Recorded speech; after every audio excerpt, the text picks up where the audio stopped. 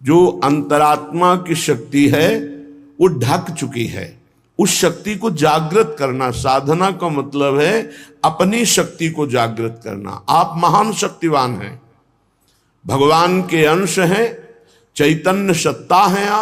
आप में संपूर्ण शक्तियां विराजमान हैं। जो जितनी जागृत कर ले, अब वो विषयों में जो भोगों में रत है, वो अपनी शक्तियों को भूल करके भोगों में शक्तिहीनता का अनुभव कर रहा है उसमें भी शक्ति, पर वो भोगों की आसक्ति के कारण शक्तिहीनता का अनुभव कर रहा है।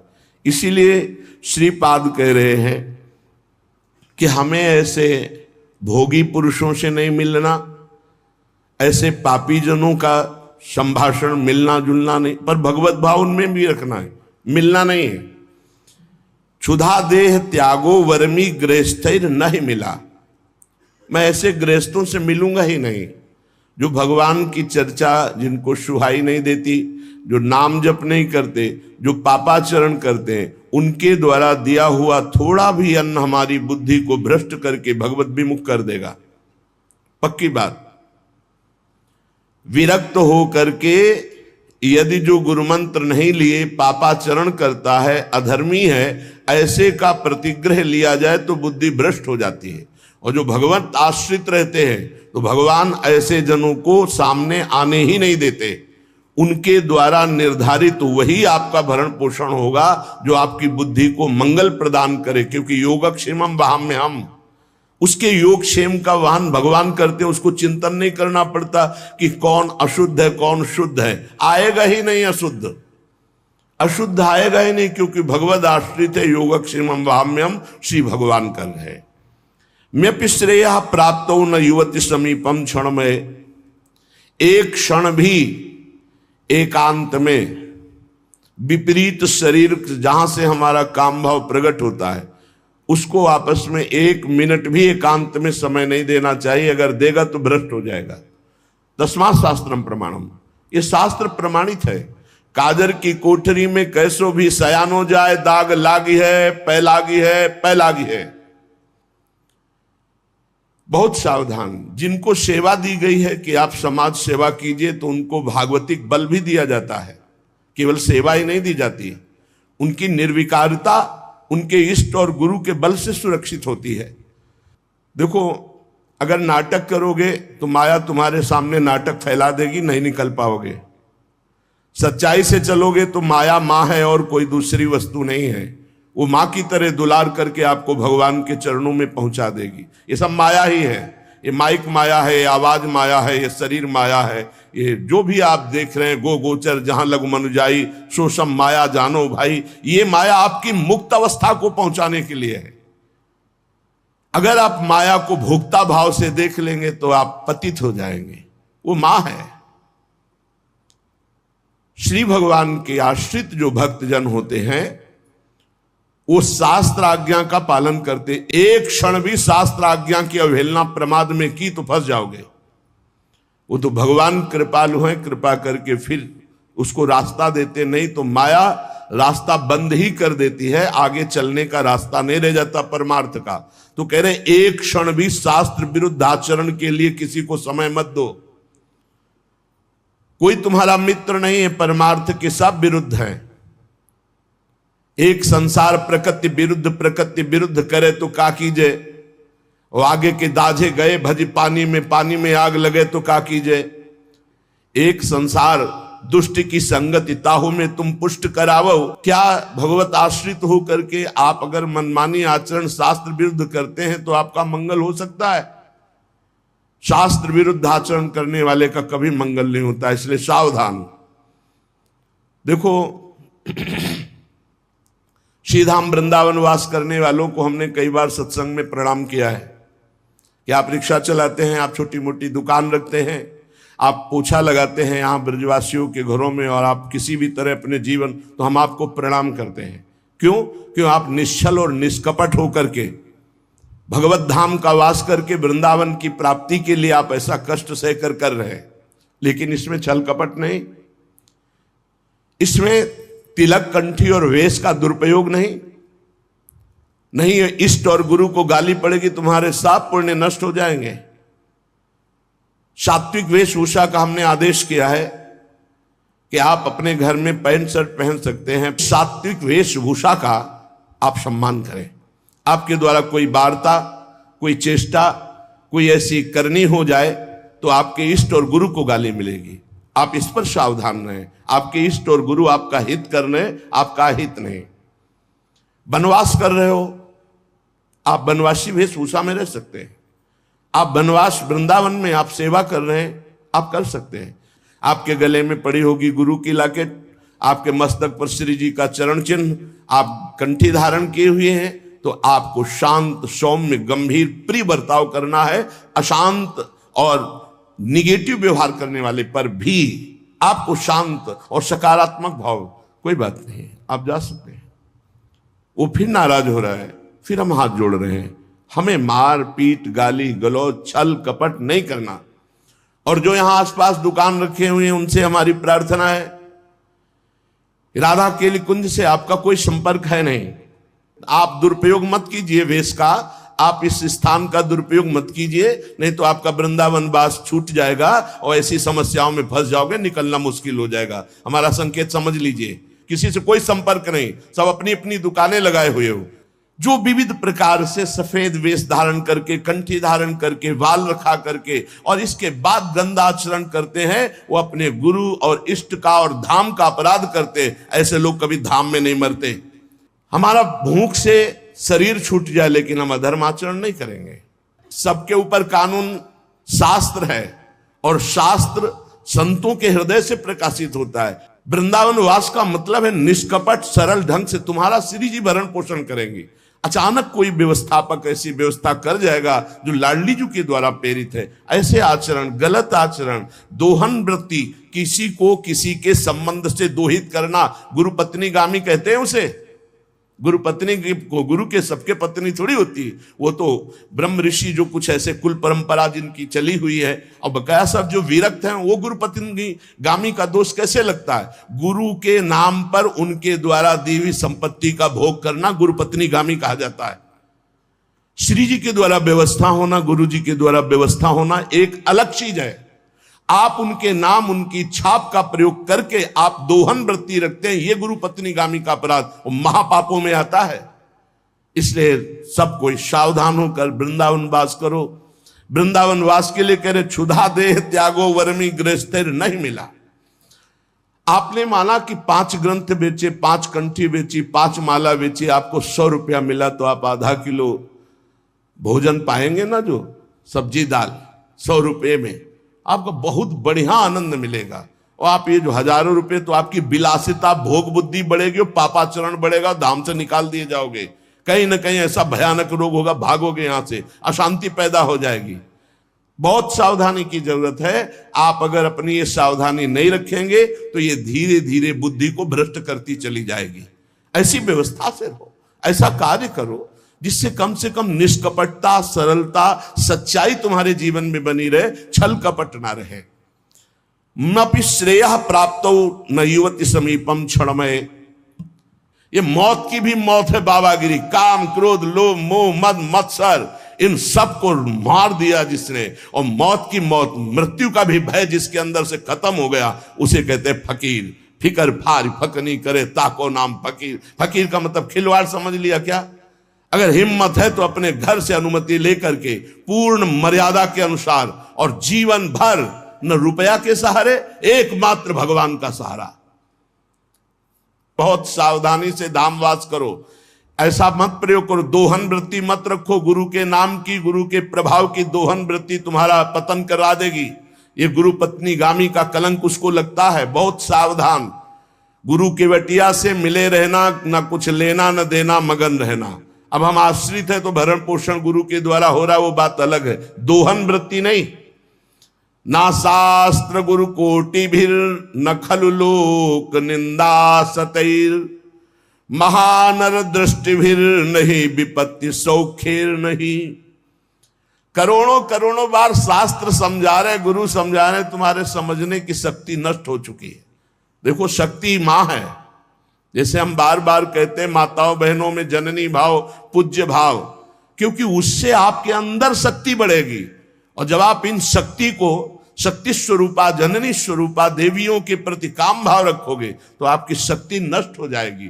बिना शक्ति के कुछ नहीं है संसार में। भगवान की अलौकिक शक्ति है जो सब में व्याप्त है, उसके बिना सब सौ के तुल्य हैं। बहुत ध्यान से सुनना। शक्ति का बल ही ब्रह्मा के अंदर जब जागृत होता है तो वो ब्रह्म शक्ति ही पूरे त्रिगुण माया की रचना रचती है।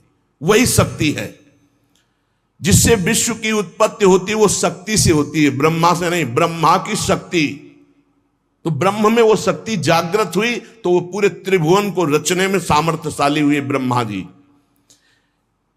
विष्णु की शक्ति पालन, शिव शक्ति संहार, सबके पास शक्ति विराजमान। शक्ति के बिना कुछ नहीं। दया की शक्ति, क्षमा की शक्ति, ध्यान दीजिए, ये सब शक्ति हैं। दया, क्षमा, निद्रा, स्मृति, क्षुधा, तृष्णा, तृप्ति, श्रद्धा, भक्ति, धृति, मति, तृप्ति, पुष्टि, शांति, कांति, लज्जा, ये सब महाशक्तियां हैं। यही गोलोक में श्री राधा, साकेत में श्री सीता, क्षीरोद सागर में लक्ष्मी, यही भगवान शिव के वाम भाग में आद्या शक्ति, दुर्गति नाशिनी दुर्गा, यही वाणी की शक्ति, यही विद्या की शक्ति, यही सरस्वती, यही सावित्री, यही गायत्री, यही सूर्य की प्रकाश शक्ति, यही पूर्ण चंद्र की सुधा वर्षणी शोभा शक्ति, अग्नि में दाहिका शक्ति, वायु की वहन शक्ति, जल की शीतलता तृप्तिदायक शक्ति, धरा की धारण शक्ति, पृथ्वी की धारण शक्ति और प्रसूति शक्ति, तपस्वियों की तप शक्ति, ब्रह्मचारियों की ब्रह्मचर्य शक्ति, गृहस्थों की सर्वाश्रय शक्ति, वानप्रस्थों की संयमशीलता शक्ति, सन्यासियों की त्याग शक्ति, महापुरुषों की महत्ता शक्ति, मुक्त पुरुषों की मुक्ति शक्ति, ये सब शक्ति है। शूरवीरों की बल शक्ति, माता पिता में वात्सल्य शक्ति, गुरु में गुरुता शक्ति, पुत्र में शिष्य में गुरु भजन भक्ति रूपी शक्ति, साधुओं की साधुता रूपी शक्ति, चतुरों की चातुरी रूपी शक्ति और माया की मायावी विभूतियां शक्ति, ये सब एक ही परम शक्ति अनंत रूपों में फैली हुई है। वाग्मियों की वाक शक्ति, न्यायी नरेशों की प्रजा पालन शक्ति, प्रजा की राजभक्ति शक्ति, सदाचारियों की दैवी संपदा रूपी शक्ति, मुमुक्षुओं की षट संपत्ति, धनवानों की अर्थ संपत्ति शक्ति, ये सब शक्ति है। हजारों शक्ति रूप धारण करके चराचर जगत को, ज्ञानियों की ज्ञान शक्ति, प्रेमियों की प्रेम शक्ति, वैराग्यवान की विराग शक्ति, भक्तों की भक्ति शक्ति, यही राज्य लक्ष्मी शक्ति, सौभाग्य लक्ष्मी शक्ति, शोभा लक्ष्मी संपत्ति, यही सब कुछ, यही परमात्म शक्ति जब जागृत होती तो त्याग, वैराग्य, तपस्या, काम क्रोध पर विजय और मोक्ष और परम पद और प्रेम, जो चाहे, प्रेम शक्ति भी है। इस शक्ति को जागृत करना है। इसीलिए कह रहे हैं तुम्हें शास्त्र 100 बार समझा रहे, गुरु हजार बार समझा रहे, तुम्हारी समझ में नहीं आ रहा क्योंकि तुमने अपनी शक्ति का नाश कर दिया है। इसी मंत्र से शक्ति जागृत होती है, नाम जप से शक्ति जागृत होती है। ये महाशक्ति जब जागृत होती है तो पूर्ण ज्ञान उसके अंदर जागृत हो जाए। ज्ञान शक्ति जब आराधना की जाती है तो ज्ञान शक्ति, वैराग्य शक्ति, भक्ति रूपी शक्ति, प्रेम शक्ति, ये शक्ति ही है, सब रूपों में जागृत होती है। आज तक बिना इस शक्ति को जागृत किए कोई कहीं भी सफल नहीं हुआ। बड़े बड़े शक्तिवान महात्मा हैं जो शिव, गणेश, राम या हरि इनकी आराधना करते हैं तो सारा कार्य तो शक्ति से ही होता है। हरि अपनी शक्ति से जीव का कल्याण करते हैं, हरि अपनी शक्ति से सहयोग करते हैं, सारा कार्य शक्ति से होता है। वही शक्ति जब रूप धारण करती तो अभी आपको नाम सुनाए, वही विद्या, वही कला, वही लक्ष्मी, वही काली, वही तारा, वही षोडशी, वही अंबा, वही जगदम्बा, वही शक्ति है, वही तुम में विराजमान है। जो उपासक इस शक्ति का गलत भाव से दर्शन करता है वही प्रगट स्त्रियों के रूप में विराजमान है, वही हमारे अंदर हर शक्ति के रूप में विराज, सब शक्ति छीन हो जाती है। व्यभिचारी पुरुष किसी भी शक्ति को धारण नहीं कर सकता।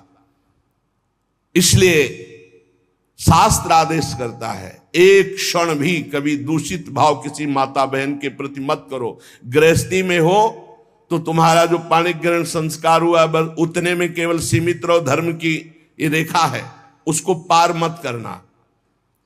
जब बुद्धि भ्रष्ट हो जाती है तो वो तामसिक पूजा प्रारंभ करता है, तामसिक आचार करता है जो सीधे नरक ले जाने वाला है।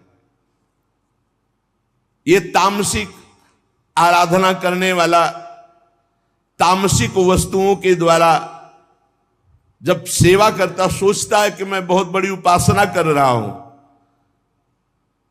मांस अर्पित करना, मदिरा अर्पित करना, इन गंदी वस्तुओं का, तामसिक वस्तुओं का जगत जननी से, शक्ति से कोई संबंध नहीं है।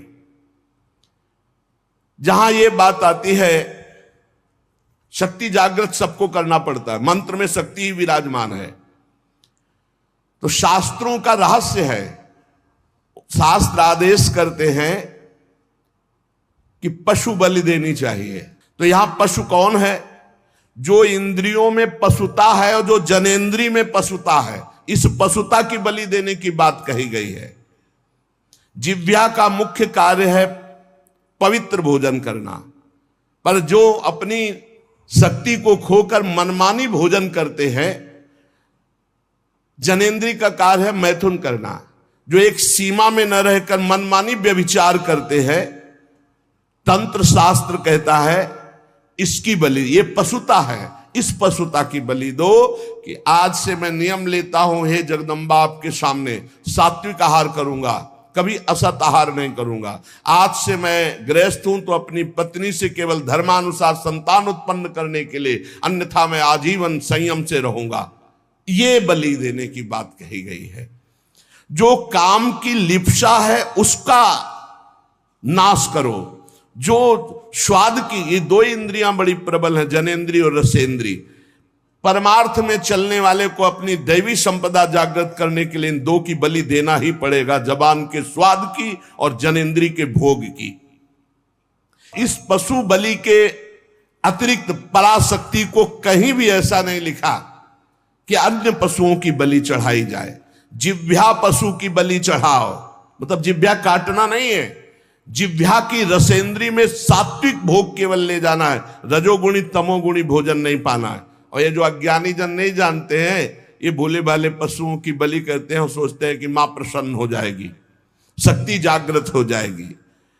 और जो जनेंद्री को संयम में रखता है, समस्त चराचर जगत की जितनी भी स्त्रियां हैं सबको जगदम्बा का स्वरूप मानता है, भगवती की शक्ति उसके अंदर जागृत हो जाती है। विद्या समस्ता तव देवी भेदा स्त्रिया समस्ता सकला जगत्सु। जितनी विद्याएं भेद से सब हे जगदम्बा आप ही हैं, और जितनी माताएं हैं वो सब छोटी बड़ी सब हे जगदम्बा आप ही हैं।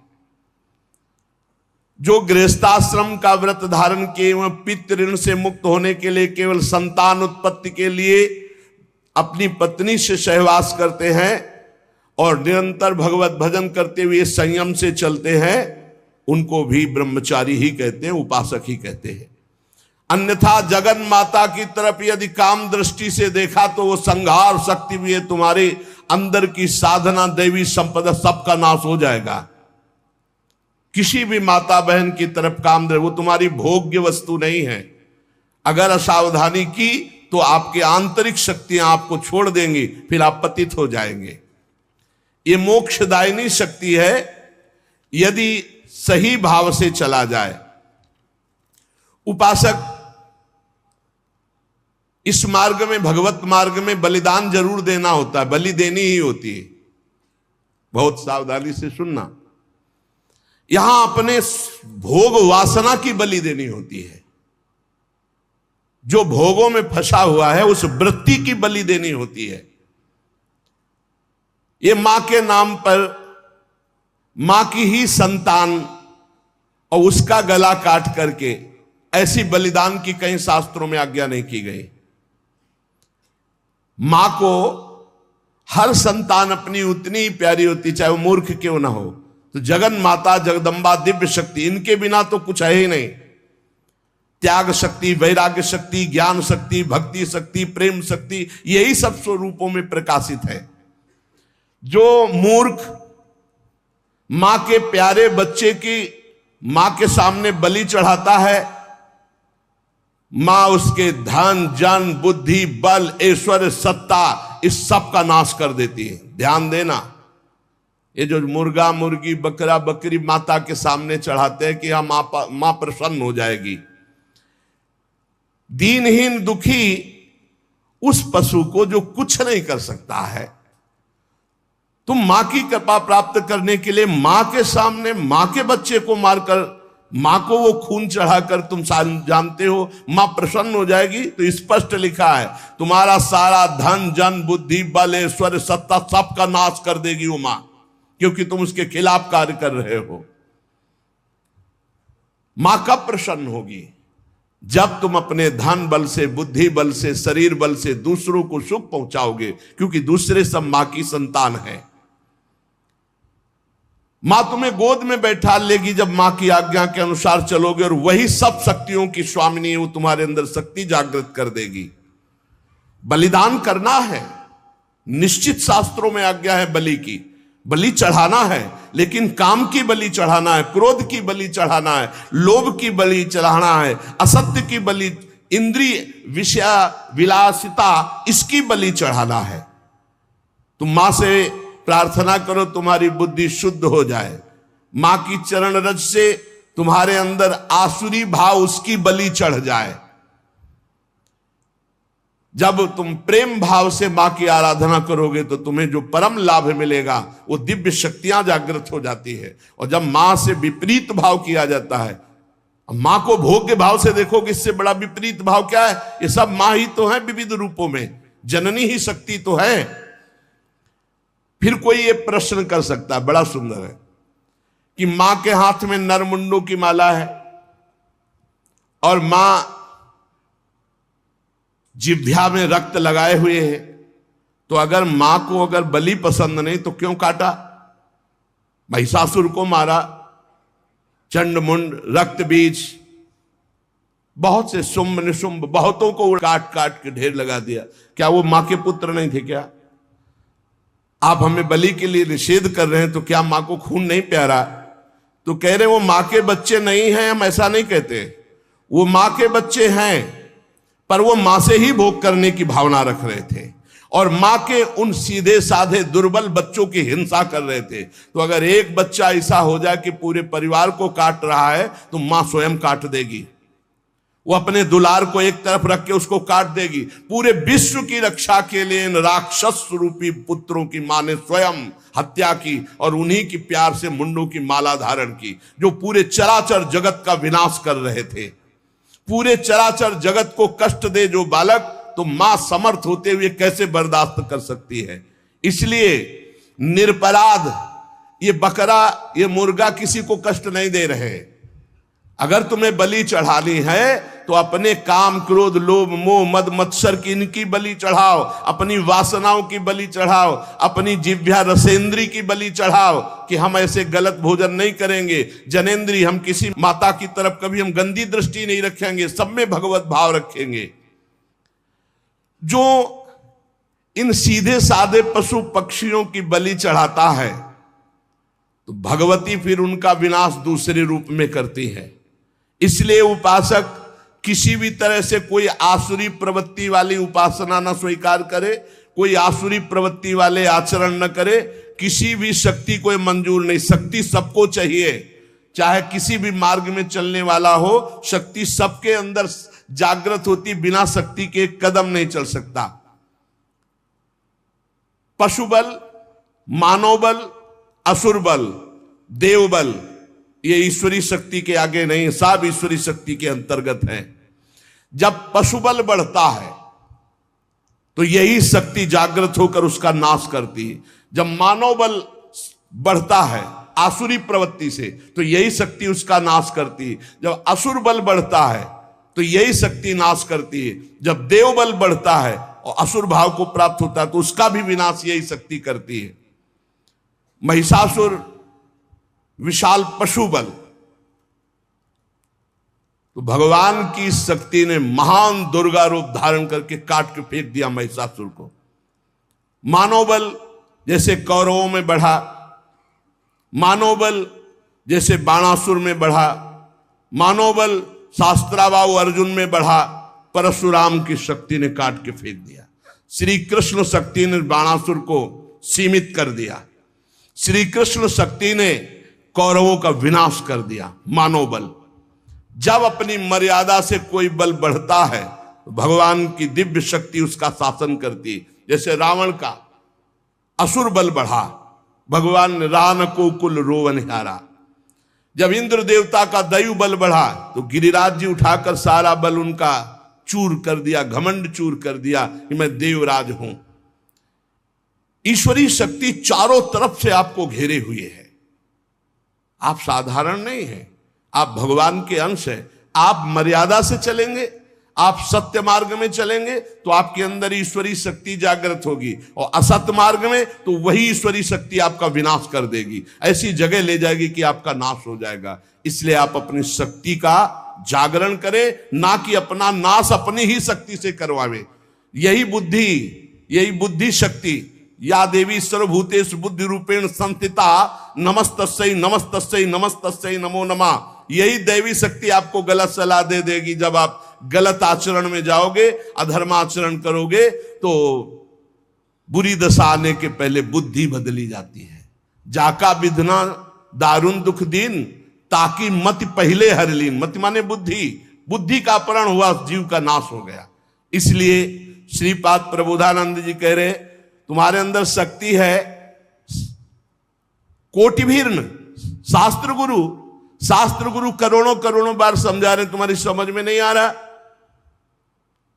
तुम खलु लोक निंदा सतई, 100 बार तुम्हारी निंदा हो रही, ऐसे आचरण करते फिर भी तुम्हारी समझ में नहीं आ रहा। महानदृष्टिभिर नहीं विपत्ति सौखेर नहीं। अब महाविपत्ति आने वाली है, अब क्या करोगे? क्योंकि जो तुमने कर्म किया वो तुम्हें भोगने पड़ेंगे। पूर्व से अभी इसी जीवन में आप अपने जीवन को झांक करके देख लीजिए, आपके जीवन में क्या क्या हुआ है। आप खुद इस बात के गवाही हैं कि अगर वो केस खुल जाएं जो आपके जीवन में हुए हैं तो नरक, जेल, निंदा, इसके सिवा कुछ नहीं है।